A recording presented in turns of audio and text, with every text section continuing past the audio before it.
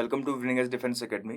Winning edge defence academy के online session में आपका स्वागत है। इस सीरीज में हम लोग मेडिवल हिस्ट्री को कर रहे हैं और आज हमने करना है दिल्ली सल्तनत के अंतर्गत जो लास्ट आपकी डायनेस्टी थी, लोधी डायनेस्टी। लोधी डायनेस्टी से पहले सैयद्स ने आपका रूल किया था। उसके बाद लोधी डायनेस्टी आपका स्टैब्लिश हुई दिल्ली में और इसका जो फाउंडर था, the founder of Lodhi dynasty was Bahlol Lodhi. ठीक है, बहलोल लोधी ने लोधी डायनेस्टी को फाउंड किया था। ये आपका लोधी डायनेस्टी का मैप है कि किन किन एरियाज में लोधी डायनेस्टी आपका फैली हुई थी। तो आप देखें कि पाकिस्तान से लेकर ग्वालियर और आपके झारखंड यानी कि बंगाल तक की रीजन में आपको लोधी डायनेस्टी देखने को मिलेगा। अगर हम बात करें इसके फाउंडर की, तो इसका जो फाउंडर था ये था बहलोल लोधी। ये आपके सामने उसका पिक्चर है। बहलोल लोधी कौन था? आपका लोधी डायनेस्टी का आपका फाउंडर था। देखिए, बहलोल लोधी लोग जो थे या लोधी डायनेस्टी जो थी, ये अफगान थे। ठीक है, क्या थे? आपके अफगान थे। और बहलोल लोधी जो था ये बहुत ज्यादा, जो इसके सरदार आपके हुआ करते थे, देखो हमने पढ़ा था कि दिल्ली सल्तनत में आमिर हुआ करते थे।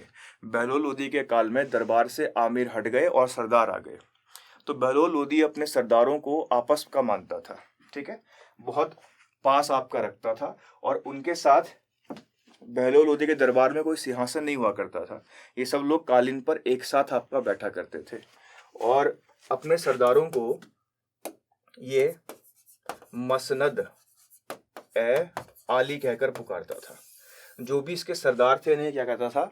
मसनद आली, जिसका मतलब होता है ऑफ सेम किन, एक ही परिवार के लोग। ठीक है, तो आप ये समझ सकते हैं कि इसका और इसके सरदारों के बीच में कितना अच्छे रिलेशनशिप आपके थे। ठीक है, मसनद अली कहकर पुकारता था।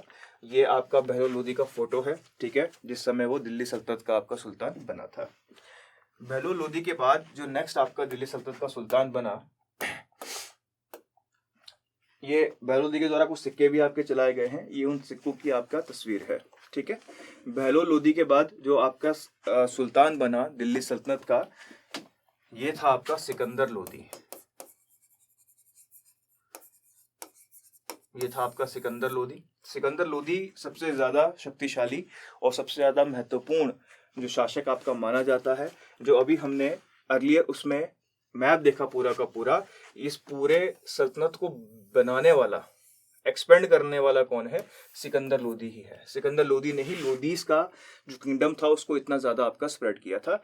बहलोल लोधी के टाइम पर ये पानीपत दिल्ली तक ही आपका क्या था? सीमित था। ठीक है, तो सिकंदर लोधी ने क्या किया था?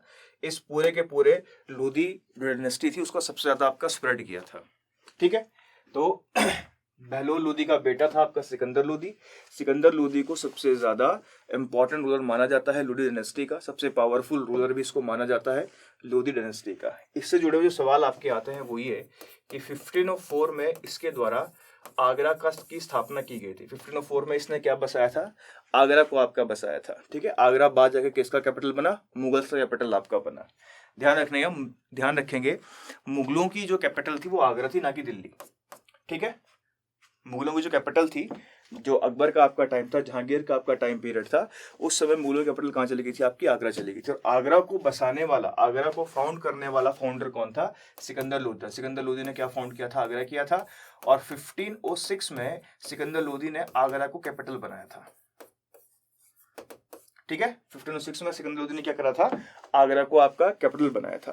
तो इसका एक क्वेश्चन तो इससे ये आता है कि आगरा शहर की स्थापना, who founded the city of Agra? तो किसने फाउंड किया था? सिकंदर लोधी ने।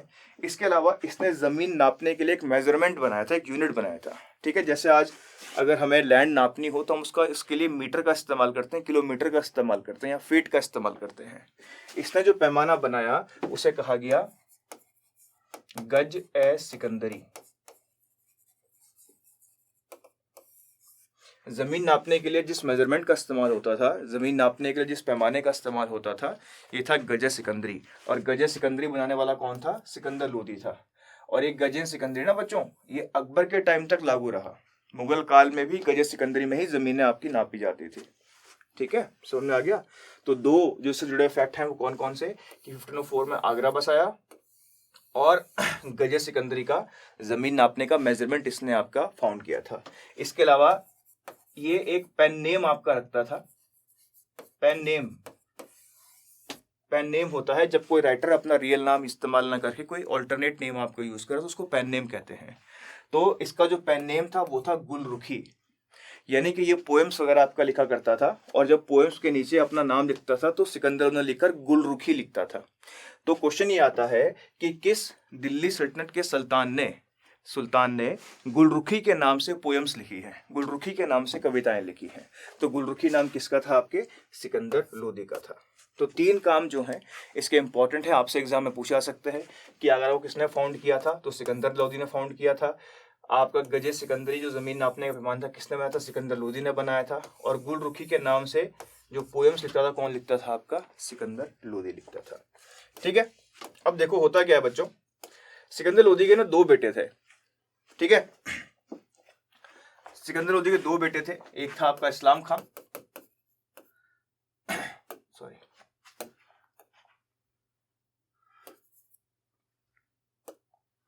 एक था आपका इस्लाम खां और दूसरा जो था ये था आपका इब्राहिम खां।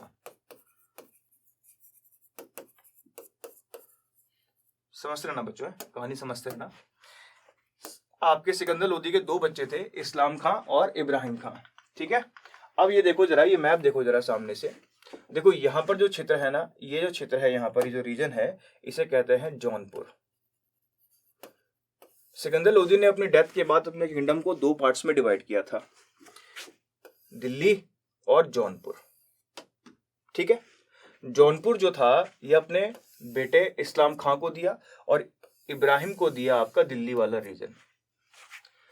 ठीक है, समझ में आ गया। जब सिकंदर लोदी की डेथ हुई तो उसने अपने किंगडम को 2 पार्ट्स में डिवाइड किया, क्योंकि जो अफगान थे उसमें परंपरा थी कि जो भी किंगडम रहेगा, पिता की जो भी संपत्ति रहेगी वो बेटों को बराबर आपकी बांटी जाएगी।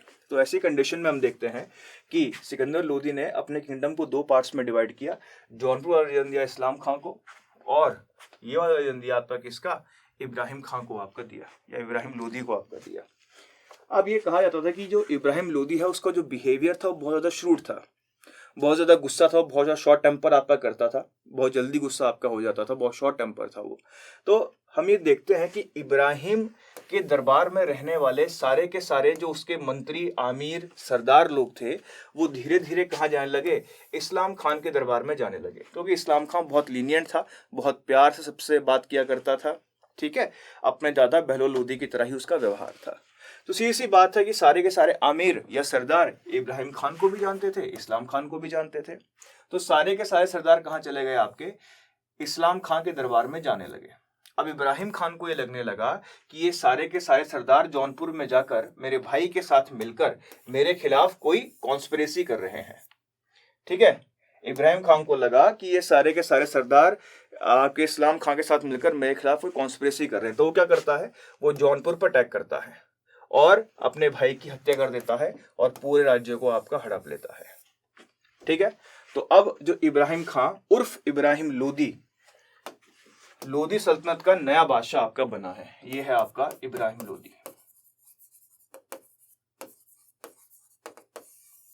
ठीक है, तो लोदी वंश का दिल्ली सल्तनत का अब अगला बादशाह कौन बना? आपका इब्राहिम लोदी आपका बना। पर जैसा इसका व्यवहार था, जैसे मैंने आपसे कहा कि बड़ा श्रूड इसका बिहेवियर था, उसकी वजह से इसने एक बार क्या किया, अपने जो चाचा थे उनका नाम क्या था? दौलत खान लोदी था। ठीक है, दौलत खान लोदी बच्चों हमने मुगल्स में भी आपका पढ़ा था। ठीक है, तो इसका नाम क्या था? आपको दौलत खान लोदी था। दौलत खान लोदी की इसने एक बार क्या किया, मजाक उड़ा दिया भरे दरबार में। ठीक है, पूरे कोर्ट के सामने अपने चाचा की बेइज्जती कर दी। अब इसके चाचा को गुस्सा आ गया। इस समय इब्राहिम खां का या इब्राहिम लोदी का सबसे बड़ा जो शत्रु था वो था राणा सांगा। देखो, राणा सांगा के ये इब्राहिम लोदी के होते हुए, इब्राहिम लोदी दिल्ली सल्तनत का शासक था, लेकिन आप देखो यहाँ पर लिखा है राजपूत। तो राजपूत भी धीरे धीरे क्या करते थे? इब्राहिम लोदी के एरिया में सेंध लगाते थे और इब्राहिम लोदी की टेरिटरीज को आपका जीतते जाते थे। तो यहाँ पर कौन बैठा है? राणा सांगा बैठा है, राजपूत किंगडम का राणा सांगा। ये जो लाहौर वाला रीजन है, यहाँ कौन है? यहाँ है दौलत खान लोदी, जिसको इब्राहिम लोदी ने यहाँ का गवर्नर बनाया था। इब्राहिम लोदी का चाचा दौलत खान लोदी था, जो कहाँ गवर्नर था, आपके लाहौर का गवर्नर था। ठीक है, अब इन दोनों ने मिलकर किसको बनाया, काबुल से बुलाया किसको, बाबर को। ठीक है, काबुल से किसको बुलाया, दौलत खान लोदी और राणा सांगा ने बाबर को बुलाया। किसको बुलाया, बाबर को। कहां से बुलाया, काबुल से। काबुल से बाबर को बुलाया गया कहां, दिल्ली पर आक्रमण करने के लिए। ठीक है, दोनों ने ये सलाह बनाई आपस में, दौलत खान लोदी और राणा सांगा ने, कि ये नीचे वाला हिस्सा मैं रख लूंगा, ऊपर वाला हिस्सा आप रख लेना। ठीक है, बाबर को बुलाएंगे, उसको थोड़ा बहुत पैसा देंगे, वो इसको हराएगा, वापस चला जाएगा, और फिर हम ये राज्य है आधा आधा बांट लेंगे। ठीक है, पर हम जानते हैं कि बाबर भारत से वापस गया नहीं। ठीक है, तो राणा सांगा और दौलत खान लोदी ने मिलकर किसको बुलाया, बाबर को बुला लिया। और जब बाबर को आपका बुलाया तो पानीपत के फर्स्ट बैटल 1526 में जो आपका पहला बैटल हुआ था, पहला जो आपका बैटल हुआ था,